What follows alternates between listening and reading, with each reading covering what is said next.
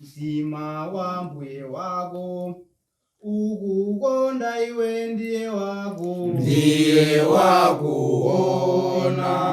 wopirira mtima wa mbuye wako ukukonda iwe ndiye wakuona wopirira mtima wa mbuye wako ukukonda iwe. Tikulandireni ku programu yathu ino imene timakhala tikuphunzira kuchokera m'Baibulo pa mitu yosiyanasiyana zimene zili zotithandizira ife pa moyo wathu wa tsiku ndi tsiku.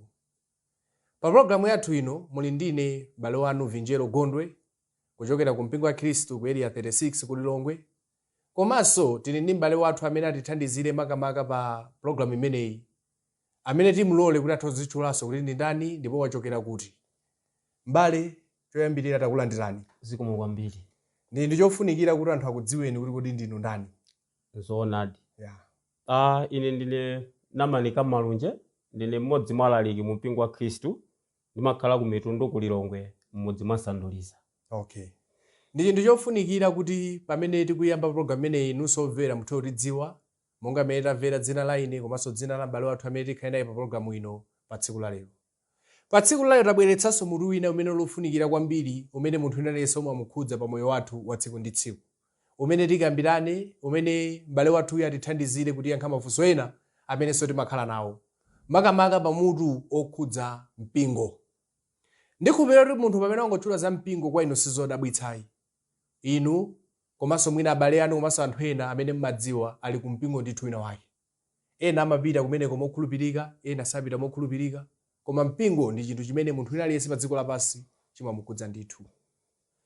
Pa tsiku la lero monga m'bale wathu Namani Kamalunje tafotokozera kuti tikhala tikukambirana zokhudza mpingo. Funso loyambirira limene anthu amakhala nalo zokhudza mpingo ndilonena kuti kodi akati mpingo ndi chani? Zikomo kwambiri. Funso limene lokhala kuti likhalepo ndithu makamaka lofuna kudziwa zokhudzana ndi mpingo. Tikatengera m'buku lathu lopatulika Baibulo mawu akuti mpingo alipo. Koma ndi mawu amene anachokerabe ku chilankhulo cha Chichewa ndipo mawu ena amatanthauza kuti gulu. Koma tikamati gulu ili tikukamba za gulu limene lamangika pamodzi makamaka ndi cholinga chimodzi. Ndiye gulu limene limatchedwa kuti mpingo. Mu buku lathu lopatulika Baibulo lafotokozerapo makamaka pa mawu amene wakuti mpingo mu njira ziwiri zosiyana. Tikamaona buku ili la Mateyu chapter 4 mu verse yake ya 25 pamene pali mawu oti ndipo inamtsata mipingo ya anthu ochokera ku Galileya ndi ku Dekapole ndi ku Yerusalemu ndi ku Yudeya ndi tsidya lija la Yorodani. Yesu ali pa dziko lapansi pano chifukwa cha kumene amakhalako amakondopezeka ndi kumachita zinthu zozizwitsa. Ndiye malinga ndi kulemba kwa Mateyu pa Mateyu chapter 4 verse yake ya 25 akunena kuti mipingo ya anthu inkamutsata Yesu. Ena inachokera ku Galileya, ena ku Yerusalemu, ena ku Dekapoli, Yudeya komanso kutsidya la Yorodani. Ndiye ponena kuti mipingo ya anthu amafuna kutanthauza ndithu kuti mipingo ya anthuyo inali m'magulu osiyanasiyana. Zimene zikutipatsa chithunzithunzi kuti tikamati mpingo tikukamba za gulu. Koma tsopano Mateyu poti alembe kuti mipingo ya anthu mutu mwake amadziwa kuti Yesu anadzaganiza zoti akhazikenso mpingo kapena kuti gulu limene lidzakhala paderadera limene lidzakhala li mpangano ndi iyeyo. Monga mmene analankhulira tikamaitenga buku la Mateyu chapter 16 mu verse yake ya 18 Yesu adanena kuti ndiponso ine ndinena kwa iwe kuti iwe ndiwe Petulo ndipo pa thanthwe ili ndidzakhazika mpingo wanga. Yesu ponena kuti ndidzakhazika mpingo wanga amadziwa paja kuti paja panali mipingo ya anthu.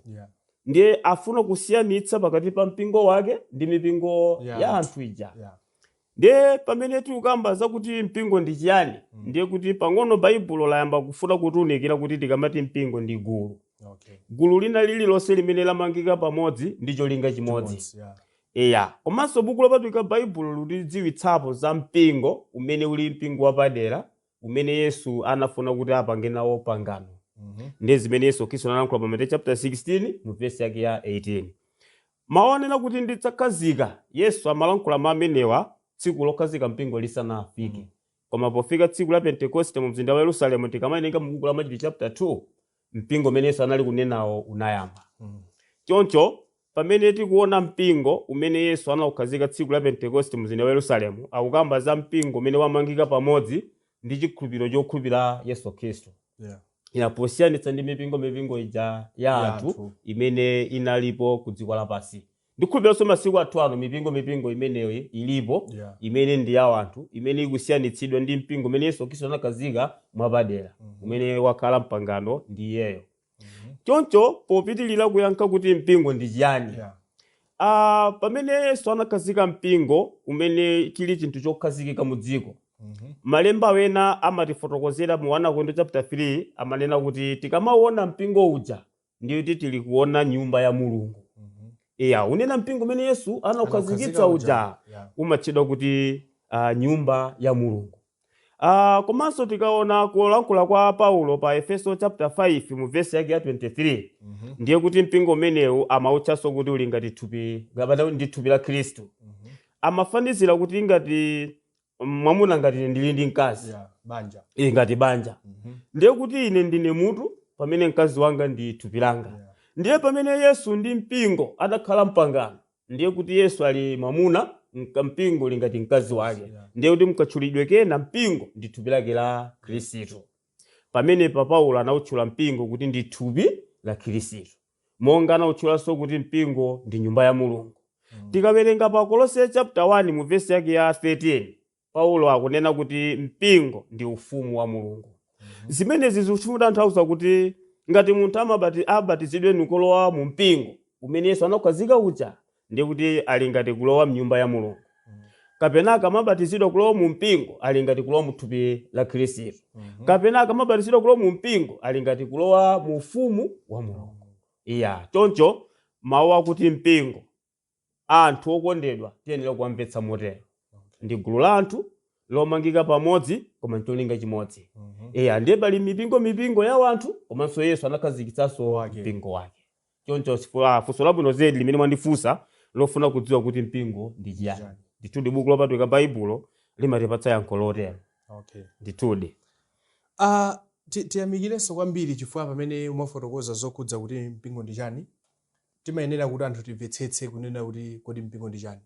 Ndipo ndimene mafotokoza nditumomveka bwino kuti mpingo ndi gulu la anthu amene ayitanidwa ndi cholinga chimodzi. Zimene mafotokoza aposo zimene so timaziona pofuna onjezerapo zimene Paulo anafotokoza buku la Efeso chapter 1 verse 22. Muchichewa chathu pali chichewa china chimene chimagwiritsa ntchito mawu mpingo, pali chichewa china chimagwiritsa ntchito mawu eklesia. Ena ndi chichewa chimene chikugwiritsa ntchito mawu mpingo, ena kugwiritsa ntchito mawu eklesia. Mawu onsewa ndofanana malingananso ndi mmene mafotokozera. Fo mafotokoza kuti mpingo ndi anthu oyitanidwa. Ne mawu eklesia ndi mawu amene achokera ku chiyankhulo cha Chigiriki, kutanthauza kuti anthu oyitanidwa ndi cholinga chimodzi. Ndi momwe tatanthauzire kuti eklesia, Bible lungogwiritsa ntchito mawu mpingo. Chifukwa kuti eklesia ndi mpingo chinthu chimodzi, chifukwa anthu amakhala anthu oyitanidwa ndi cholinga chimodzi. Komanso tikaonanso amayitanidwa ndi chani? Ndi mawu a Mulungu. Zimene timaziona pa buku la Roma chapter 1 verse 5 mpaka verse 6, imene Paulo pamene amauza Khristu wa Roma anawuzanso chimodzimodzi kuti anayitanidwa ndi mawu uthenga wabwino. So ndikuti tikuona kunena kuti pakhale mpingo umene Yesu analonjeza pa buku la Mateyu chapter 16 verse 18, umene pa buku la Machitidwe chapter 2 unakhazikika, umakhala mpingo chifukwa cha mawu a Mulungu. Ndikuti anthu aja tonse akalowa mmene muja amakhala kuchita cholinga chimodzi. Cholinga icho chokera kwa ndani? Kwa Yesu Khristu amene ali Mulungu. Titokoze makamaka chifukwa chotithandizira pamenepo titomvetsetsa kuti mpingo ndi chani. Ndikhulupirira omvera mwatomvetsetsa ndithu pafunso limene lonena kuti mpingo ndi chani. Koma nofunso lachiwiri limenenso mwina munthu amakhala nalo kapena anthu timakhala nalo ndi funso ili: kodi mpingo ndiwo udzapulumutsa munthu? Ndazambira ndi makhani mafunso amene kuti mpingo tauva kuti ndi chakuti, koma kodi mpingo umenewu udzatha kupulumutsa munthu? Mukozotiyankha bwanji potengeranso ndi Baibulo? Zikomo kwambiri. Mwina poyamba ndikukonzeni pang'ono. mwina mukadandifunsa kuti kodi mpingo ndi wofunikira bwanji pa chipulumutso cha munthu. Ya kusiyana ndi funso lakuti kodi mpingo udzapulumutsa munthu ayi, koma kodi mpingo ndi wofunikira bwanji pa chipulumutso cha munthu. Ya funso limene likala libwere motero. Ndithu datsogolera. Zikomo kwambiri. Tikamakamba zakuti mpingo ndi wofunikira bwanji pa chipulumutso cha munthu, poyamba ndikuonetseni mmene Mulungu anapulumutsira anzathu ambadwo wanowa. Zimenezo zitithandiziranso kumvetsa bwino zokhudza mpingo lero. Chimene Mulungu anachita pofuna kupulumutsa anzathu ambadwo wanowa, anawawuza kuti pasemedwe chombo. Ndiye chombo chimene Mulungu amachitchula kuti chisemedwe pa Genesis chapter 6 kuyambira verse la 13. Pamene pali nkhani imene Mulungu akumuza Nowa kuti aseme chombo. Ndiye tsono chombo chitasemedwa, cholinga cha Mulungu chinali choti mvula ikamabwera, Mulungu ntchito yake inali yoti adzandamitse chombo. Ndiye udindo wa Mulungu menewo. Ndiye tsono amafuna kuti popeza Mulungu adzayandamitsa chombo, ndiye kuti pafunika ofuna kupulumutsidwa ku chilango chimene akalowe mchombo. Chifukwa ngati munthu sakhala mu chombo chimene Mulungu adzayandamitsa sangatipulumutsidwe. Ndiye anthu azelu amene anaomvetsa chimene Mulungu akubwera nacho adakalowa mchombo chimene Mulungu afuna kuyandamitsa chija. Ndiye kuti anthu amene adalephera kukalowa mchombo chimene Mulungu amayandamitsa, ndiye kuti anthu aja analephera kupulumutsidwa. Ngati tingamvetse bwino fundo imene Mulungu anachitira m'badwo wa Nowa, itithandizanso kumvetsanso nthawi ino. Pa Efeso chapter 5 mu verse yake ya 23 pali maotere. Pa Efeso 5 verse 23 akuti, pakuti mwamuna ndiye mutu wa mkazi, monganso Khristu ndiye mutu wa mpingo, ali yekha mpulumutsi wa thupilo. Tikamakamba za mpingo, monga tinanenanso mfunso loyamba lija, kuti tikamakamba za mpingo tikukamba za thupi la Khristu. Ndiye Paulo wanena kuti poti mwamuna amakhala mutu wa mkazi, mchimodzimodzi Yesu ndiye mutu wa mpingo, ndipo Yesu ndi mpulumutsi wa mpingo limene ndiye thupi lake. Zimene zikutanthauza kuti ngati mpingo Yesu aludzapulumutsa thupi lake umene ndi mpingo, ndiye kuti munthu ofuna kupulumutsidwa afunika kakhale mu thupi limenelo. Chifukwa Yesu chidwi chake nchodzapulumutsa thupi lake. Monga mene ulili mutu wanga nditati ndaona chinthu choopsa, pamene ndi utawa ndiye kuti ndipulumutsa thupi langa. Yesunso mu dziko lapansi aludzapulumutsa thupi lake umene ndi mpingo. Ndiye kuti ngati munthu afuna kupulumutsidwa, chinthu chine chimene achite apite kukalowa mu thupilo umene ndi mpingo. Ngati munthu akhale kunja kwa thupi limenelo, wafanana ndi amene adali kunja mnthawi ya m'badwo wa Nowa wosalowa mchombo. Iyi ndi fundo imodzi mwa mfundo yofunika kwambiri kuti mpingo udziwike kuti uli ndi chinthu chofunikira kwambiri kuti munthu akatani akapulumutsidwe. Tikamelenga mbuku la 1 Korinto chapter 15. Mu buku limeneli la 1 Korinto chapter 15 mulinso fundo ina yofunikira kwambiri. Pa verse 24, pomwepo pali chimaliziro pamene adzapereka ufumu kwa Mulungu ndiye Atate, atatha kuthera chiweruziro chonse ndi ulamuliro onse ndi mphamvu zomwe. Paulo akufotokozera mmene pa tsiku lomaliza zinthu zidzachitikire. Kuti chiweruzo chikadzati Yesu aweruza watha. Ndiye chimene chidwi cha Yesu kuti chiweruzo chikatha atenge ufumu akaupereke kwa Atate wake. Ndiye pa Kolose chapter 1 mu verse yake 13 ndinafotokozera kuti Paulo polankhula ndi anzathu awa kwa Kolose anawuza kuti mpingo ndi ufumu wa Mulungu. Ndiye kuti ntchito imene Mulungu akuchita lero akutithandizira kuchoka ku ulamuliro wa Satana kubatizidwa kulowa mu mpingo umenewo, ndiye kuti talowa mu ufumu wa Mulungu. Ndiye ngati Yesu adzatenga ufumu nukaupereka kwa Mulungu, ndiye kuti ngati munthu sali mu ufumu umenewo umene uli mpingo wake umene lithupi lake ndiye sangakapulumukayi. Choncho pafunika kwambiri kuti mpingo umene Yesu anakhazika uja anthu alowemo. Akalowamo adziwe kuti walowa mu chinthu chimene Khristu ayembekeza kuti adzalipulumutsa ukapereka kwa Atate wake. Choncho mukandifunsa funso lakuti mpingo ndi wofunikira bwanji pa chipulumutso cha munthu, ndi chinthu chofunikira kwambiri malinga ndi mene buku lopatulika Baibulo latidziwitsa ndithu. zimene zikutanthauza kunena kuti munthu atamaganiza kuti ndikhoza kukapulumuka ndisali mu mpingo umene Yesu anakhazika sizingatheke pokhapokhapo ngati munthu atandiuza kuti anzathu ambadyo wano alipo wena amene anapulumuka madali kunja kwa chombo chimene Mulungu adalamula kuti chisemedwe. Koma ngati sizidatero nthawi imeneyo iti ngakhalenso lero palibe munthu amene alimbekiza kupulumutsidwa ngati salowa mu thupi la ndani, thupi la Khristu. Ndithudi.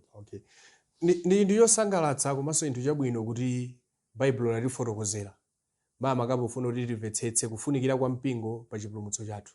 Taona ndithu kuti mpingo Mulungu kudzera mwa Yesu Khristu anawika ncholinga choti apulumutse inu komanso apulumutse ine. Tikapulumuka bwanji? Baibulo lalithandiza kuti yankha. Tikapulumuka pokhapokha tili mkati mwa mpingo umene Yesu anakhazika. Ndiye tikuona ndithu kuti mpingo ndi chinthu chonena kuti chofunikira kwa munthu. Makamaka tikakamba nkhani ya chipulumutso. Titokoze kwambiri poti yankhaso funso limene anthu timakhala nalo kuti kodi za mpingozi chipulumutso chake chili motani kapena zimafunikira bwanji. Tiyamikire kwambiri chifukwa mwatha kutithandizira kuti timvetsetsa bwino pa zimenezozo. Komanso nthawi zina anthu amakhala ndi funso ili. Kodi ndi mpingo uliwonse umene munthu akhoza kupulumukamo? Zikomo kwambiri. Ndidzoti munayamba kuyankhapo komabe chinthu chofunika kuti mutsimikizire. Chifukwa ine ndikhoza kukhala kuti nayambitsa mpingo wanga nawonso ukapulumuka awasayambitsa mpingo wawo awasayambitsa. Kodi izizi zili motani? Baibulo limafotokoza chani? Ndi mpingo uliwonse umene munthu akhoza kupeza nawo chipulumutso? Zikomo kwambiri. Tikatengera mbuku lopatulika Baibulo yankho ndiloti si mpingo uliwonse umene ungakwanitse kuti munthu apulumukiremo. Poyamba tidziwe kuti pali Yesu mmodzi. Ndiye Mulungu amuyika Yesuyo kuti ndi mutu. Pamene tikukamba za mpingo tikukamba za thupi. Monga zimene mwanenazo zili pa Efeso chapter 1 verse 22 imene Yesu akuti ndi mutu. Ali ndi mphamvu ya zonse. Ndiye pamene tili kuona kuti Yesu ndi mutu, ndiye mpingo ndi thupi. Ndiye kuti pali Yesu mmodzi amene ndiye mutu, ndiye kuti palinso mpingo umodzi umene ndiye thupi la mutu umene. Potengera kuti Mulungu analenga chinthu cha mutu umodzi, thupiso lingati limodzi. Pa chifukwa chimenechi Yesu mmodzi ali ndi mpingo songati umodzi umene iyeyo ndiye mpulumutsi wake. Mpingo umene mutu wake ulibe mutu, ndiye kuti mpingo umene umachedwa kuti wakufa. Koma mpingo umene mutu ndi thupi zonse zili pamodzi, ndiye kuti mpingo umene uli ndi moyo. Anthu okhala mu mpingo umenewo ndi amene akapeze moyo. Ndiye Yesu ndi mpulumutsi wa thupi lake umene lili mpingo. Tikabwera mu chipangano chakale, m'badwo wa Nowa chimene chidapulumutsa wanthu ndi chombo chimodzi. Komanso mu nthawi ya Israeli Mulungu atapangana nawo pangano la chilamulo. Mulungu anamanga kachisi wake mu mzinda wa Yerusalemu ndalamulira Israeli yonse kuti izipita kukapembedza kumeneko. Tikamelenga pa Deuteronomy chapter 12 kuyambira verse 1 Mulungu anena kuti maloyera akhala amodzi. Ndiye kuti maloyera amene amakhala amodzi amanena kachisi amene Mulungu anamangitsa mu mzinda wa Yerusalemu. Ndiye kuti aliyense wofuna kuchita chifuniro cha Mulungu nafuna kupulumutsidwa ku mkwiyo wa Mulungu amalunjika ku Yerusalemu kuti akapereke sembe mkachisi ameneyo. Ndiye anthu ena onse amene samagonjera ku chimene Mulungu amafuna namapita osapita ku Yerusalemu namakapembedza malo ena Mulungu amawaononga. Mwachitsanzo tikamaitenga buku la Masalimo, buku la Masalimo 73 mu verse yake ya 27. Pamene pali maonena kuti pakuti taonani iwo khala patali ndi inu adzaonongeka. Muononga onse akupembedza kwina kosiyana ndinu. Mulungu akanena kuti chipulumutso chanu chikhala apa, ndiye kuti anthu ofuna kupulumutsidwa apite pamene. Osati nenda kondawo kwa. Ndiye kuti pamene palibe chifuniro cha Mulungu. Kuti mwina mumvetse bwino mawu amenewa, potengera zimene Davide wanena kuti Mulungu adzaononga okhala patali ndi iye, gawo loyamba limenelo. Komanso gawo lachiwiri wanena kuti Mulungu adzaononga onse opembedza kwina. Mawu akuti kwina autanthauza anthu asiya kumene Mulungu amata anayika kolondola. Ndiye chifukwa Mulungu amaononga opembedza kwina kusiyana ndi malo amene Mulungu watani mwayikacha. Ndiye mu chipangano chatsopano Yesu atakhazika mpingo wake, panalinso anthu ena amene monga tinawamva pa Mateyu chapter 4 kuti panalinso mipingo ya wanthu. amenewa samakapembedza kumene Yesu adakhazika. N'chifukwa chake tikawerenga buku la Mateyu chapter 15 mu verse yake ya 13, koma iye anayankha nati, mmela wonse umene Atate wanga wakumwamba sanaudzala udzazulidwa. Kawalekeni iwo ali atsogoleri akhungu, ndipo ngati wakhungu amtsogolera wakhungu, onse awiri adzagwa mbuna. Yesu anapeza chiphunzitso cha Farisi kapenanso chipembedzo cha Chiyuda. Chipembedzo chimenechi sichinayikidwa ndi ulamuliro wa Mulungu, koma monga mmenenso masiku ano zadza kuti anthu akungoganiza kuti afe tambitsa utumiki apa, afe tambitsa mpingo wanga. Nthawi imenenso Yesu amaona zimenezo. Ndiye Yesu anadziwa kuti anthu awa sakudziwa chimene akuchita. Ndiye chifukwa Yesu amanena kuti si chiphunzitso chilichonse chimene chikatengera anthu kumoyo osatha. Mmela wonse umene Atate wanga wakumwamba sanaudzala, mmela umene udzawonongedwa. Ndiye kuti pamene pa Yesu akupereka chithunzithunzi ndi yankho kuti ndi okhawo amene akapezeke mu mpingo wake ndiwo amene ali ovomerezeka kuti ali ukapulumutsidwa. Mu mzinda wa Yeriko, anthu ataphunzira bwino mu mzinda wa Yeriko, pamene anayisirira makononga Yeriko, panali lamulo lonena kuti Rahabe mkazi wa dama amene anapulumutsa azondi adauza kuti pamene nkhondo idzayamba ndiye kuti mudzalowe mnyumba imeneyi imene mnatibisamo ife azondi. Ndiye mukadzalowa nyumba imeneyi mudzatenge kasalu ofira mudzatutsire kunja, kuti ife ngati ankhondo tikamadzamenya nkhondo tidzadziwe kuti nyumba iyi imene walowa ija munthu uja. Ndiye Rahabe pamodzi ndi abanja ake adalowa mu nyumba imene atumiki a Mulungu adaloza. Ndiye nkhondo idachitika yowononga Yeriko, koma amene anapulumutsidwa ndi okhawo amene adali nyumba imeneyi. Zimenezi zikutanthauzira kuti Mulungu amapulumutsa chinthu chimodzi pa m'badwo uliwonse. Tere ifenso lero mchipangano chathu chatsopanochi Yesu anakhazika mpingo wake ungati umodzi. Tere mipingo ina yonse imene ipezeka ku dziko lapansi sili mu pangano lili limenelo. Choncho otelewa nkovuta kuti anthu akatanimo akapulumutsidwiremo. Ndithu atsogolera. Komanso pongofuna onjezera pamene mayankha funso limenelo, timachionanso mwina zoveka bwino pa buku la Mateyu chapter 16 verse yake ya 18. Pamene Yesu anayankhula maonena kuti ndiponso ine ndinena kwa iwe kuti iwe ndiwe Petro, ndipo pa thanthwe ili ndidzakhazika mpingo wanga. Ndiye kuti Yesu afuna kutiwuza kunena kuti ndidzakhazika mpingo wanga, osati ndidzakhazika mipingo yanga. Ndene zolanda zoti ntchito imene tili nayo ife anthu masiku ano ndi tipeze mpingo umene Yesu anakhazika. Ndipake tikaona Yesu anakatha kunena kuti ndidzakhazika mipingo yanga, palibe amene anakamutsutsa. Koma Yesu anati ndidzakhazika mpingo wake unena umodzi. Pofuna kutsimikiza funso imene mwanena kunena kuti nthawi ina iliyonse Mulungu amazikoza kuti mopulumukira anthu ndi umu. Ndiye kuti ife anthu ngati tifuna chipulumutso tikapezeke malo umene Yesu anayika opulumukira. Ndiye ndi chinthu chosangalatsa kwambiri kuti Baibulo lathu lithandizira makamaka kutipatsa yankho lonena kuti kodi pafunso lonena kuti kodi ni mpingo wina uliwonse umene munthu akhoza kupulumuka nawo kapena akhoza kupezamo chipulumutso.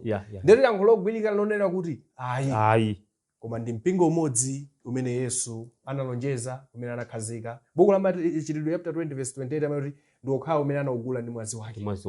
Ndiye munthu akanena kuti ndikapulumuka uko osati kumene Yesu anakhazika, afuna kutanthauza kuti mwazi wa Yesu ndosapindula. Tikuzonena choncho chifukwa Yesu anagulira mpingo umodzi. Ndiye ukauka ana mwazi umene ndoti ufuna kunena kuti mchizude chopanda ntchito mwazi umene anakhetsa Yesu.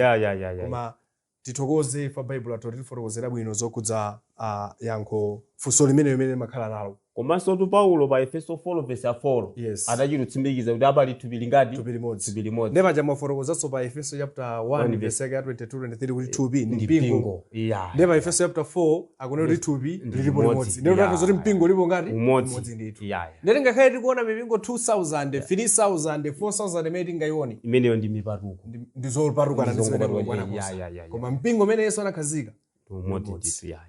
Tipitirire ndi mafunso ena amene nthawi zina timakhala nawo ndithu. Zikomo kwambiri. Chifukwa mafunso ndi ambiri. Funso lina mwina limene lingathandize ndilonena kuti kodi munthu ungadziwe bwanji nanga mpingo umenewu? Kodi ulipo? Ndipo ungaudziwe bwanji? Chifukwa mipingo yachuluka. Ena polankhula amayankhula ngati kuti amati kuchuluka ngati kubala kwa nyemba kaya. Zachulukitsa zoti zusowa kuti kodi uona bwanji. funso labwino kwambiri. Tingaudziwe bwanji mpingo umenewo. Ungaone zinthu ziti. Chinthu choyamba kuti tidziwe kuti mpingo ndi wa Khristu. Ndi mpingo umene unavala dzina lake. Sitingapeze mpingo wa Khristu umene uli mu dzina lina. Zinachitika ku Korinto, anthu ena amaganiza ngati kuti dzina mpingo ukhoza kutchulidwa ndi dzina lina lililonse. Zinayambika ku Korinto zimenezo. Tikamenenga muona Korinto chapter 1 mu verse yake ya 10, kuti koma ndikudandaulirani abale mwa dzina la Ambuye wathu Yesu Khristu kuti munene chimodzimodzi inu nonse ndi kuti pasakhale malekano pakati pa inu, koma mumangike mu mtima omwewo ndi mchiweruziro chomwecho. Pakuti zinamveka kwa ine za inu abale anga ndi iwo a Kole kuti pali makani pakati pa inu. Koma ichi ndinena kuti yense wa inu anena ine ndine wa Paulo, koma ine wa Apolo, koma ine wa Kefa, koma ine wa Khristu. Kodi Khristu wagawika? Kodi Paulo anapachikidwa chifukwa cha inu? Kapena kodi munabatizidwa m'dzina la Paulo? Paulo anamva kuti mpingo ku Korinto wasiya dzina limene ndi la mwini wake mpingo, amene ali Yesu Khristu. Anthu ayamba kuvala mayina wena. Monga mene mayina ena tikuwaona masiku ano. Mpingo wakuti amene ndi mayina osempana ndi dzina la ndani? La Yesu. Ndiye Paulo amati ndikudandaulirani. Akamati ndikudandaulirani ndi sipali bwino. Ndiye chifukwa amati dandaulo langa likhudza dzina la Ambuye wathu Yesu Khristu. Kodi inu mukamanena kuti inu ndinu wa Paulo, ena mukuti ndinu wa Kefa, ena mukuti ndinu wa Apolo, koma namva kuti ena ati ndife wa Khristu. Ndiye Paulo amafunsa kuti kodi Khristu wagawika? Ndiye yankho loti Khristu sadatani sanagawikani. Komanso amafunsa kuti kodi inu mukamati ndinu wa Paulo, kodi Paulo anapachikidwa pa mtanda chifukwa cha inu? Kona kuti ayi. Amadapachikidwa pa mtanda chifukwa cha wanthu ndi Yesu. Kodi munabatizidwa mu dzina la Paulo? Kona kuti ayi Yesu. Anthu amabatizidwa mu dzina ndani? La Yesu. Ndiye Paulo amanena kuti mpingo siwenera kuti utchulidwe ndi mayina wena. Koma mpingo uzidziwika ndi dzina la mwini wake chani? Wa mpingo. Ndiye tikamati mpingo wa Khristu kapena mpingo wa Yesu. Ndekuti munthu atanena kuti monga ngati inu anamanika malonje, pena kuti mpingo anamanika malonje. Ndiye zotanda zoti si mpingo wa Yesu wa Yesu umene wanga. Mpingo wa Yesu sumasintha usupereka mayina a munthu wina uliwonse. Zikadakhala zovomerezeka anthu akadamatchula mayina wa atumwi amene adakhala ndi ndaniyo ndi Yesu. Koma Paulo wanena kuti musatchule dzina la Kefa yani. Kefa ndi Petro amene sanali mmodzi mwa atumwi andani, koma dzina lake silimakwanira kukhala mwini mpingo. Tikaona pachana zaona pa machitidwe chapter 20 verse 28 Yesu yekamene anakwetsa mwazi anagula ife. Ine sinaketse mwazi ino simaketse mwazi munthu ine sanaketse mwazi kuti tusangane kuti ndikhala ndi mpingo wake. Ndiye chocho chinthu choyamba chimene mpingo ine kudziwika ndi dzina limene lili pa gululo. Choncho ichi chimodzi mwa chimenecho. Komanso popitiriza kudziwa kuti dzina ndi limene lingadziwisenso kuti umenewu ndi mpingo wa Khristu. Ndiye kuti pa Efeso chapter 3 verse 21 Paulo wanena kuti kwa iye kukhale ulemerero mu mpingo ndi mwa Khristu. Akutsimikiza zimenezo. Kusonyeza ndicho kuti mpingo wina kuchidwa mpingo wa Yesu kapena kuti mpingo wa Khristu. Tikamati Khristu ndi kulankhula kwa Greek. Ndi mawu amene anachokera ku chilankhulo cha Chihebere amatchula kuti Mesiya. Amene mchilankhulo chathu ndi odzozedwa. Amene Yehova Mulungu adamusankha kuti alamule mu ufumu wa Mulungu ndi Yesu. Ndiye chifukwa dzina limene lakuti Khristu kutanthauza odzozedwa. Ndiye palibenso wina odzozedwa ndi Mulungu pa chipulumutso chathu ndi Yesu yekha. China chimene munthu angadziwire chani ukatulwa dzina? Kapembedzedwe. Kapembedzedwe kampingo ona umene Yesu Khristu anakhazika ndi tsiku loyamba la Sabata Sunday, manga ndi 1 Korinto chapter 16 verse yake ya 2, komanso machitidwe chapter 20 verse yake ya 7. Mpingo umene umagwiritsa ntchito magawo asanu. Tsiku la chipembedzo. Ndiye kuti magawo asanu amene watukamba za mpingo umene kuti ukhale ndi pemphero.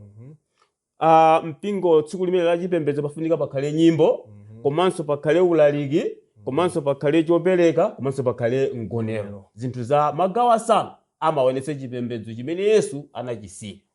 Timalize malingana ndi nthawi yathu. Munapoona pa buku la Efeso chapter 5 pa verse yake ya 22-23. Paulo polemba buku analemba motere: akazi inu mverani amuna anu ainu eni, monga kumvera Ambuye. Pakuti mwamuna ndiye mutu wa mkazi, monganso Khristu ndiye mutu wa mpingo, ali yekha mpulumutsi wa thupilo. Tinakamba kale kuti thupi ndi mpingo chifukwa pa Yesu anena izi. Paulo akunena izi kulembera Khristu kwa Efeso. Zimene zikutanthauza kunena kuti akuti mpingo ulipo modzi, ndipo ndi thupiso limodzi. Yeah. Ndi Yesu akunena kuti ndi mpulumutsi wa thupilo Imene kapena kuli mpingo. mpingo. Yeah. Ndere zotsimikizadi nditi kuti mpingo munthu akakhala kunja Kwa mpingo chipulumutso sangachipeza. asana chipeze chipulumutso. Chifukwa Yesu ali mpulumutsi wa thupilo lokha. Yeah. Tiyamikire kwambiri chifukwa mwatiyankha mafunso ambiri. Zikomo kwambiri. Mafunso ambiri amene ife anthu masiku ano timakhala nawo okudza mpingo. Anthu timakhala ndi mafunso ambiri, koma ndi kumene programu iyi ikhala yotithandizira kuyankha mafunso athu amenewo. Tatha kuona zimene Baibulo imanena, tatha kumvetsetsa, zili kwa inu tsopano kuchitapo kanthu. Chifukwa chipulumutso Yesu akuti chili mu mpingo wake okha, mu thupi lake lokha, mpingo wa Khristu umene mwini wake anakhazika. Pa programu yathu ya tsiku lali mnali ndine m'bale wanu Vinjero Gondwe, komanso m'bale wathu Namanika Malonje. Paja muchokeranso kuti m'bale Namanika Malonje. Ine makhala mudzi mwasanduliza ku mitundu, mpingo wa Khristu komanso ndine mlaliki ndithu. Kulilongwe ndithu umene. Tiyamikire omvera chifukwa cha kumvetsera. Kufikiranso nthawi ina, Mulungu akudalitseni nonse. Amen.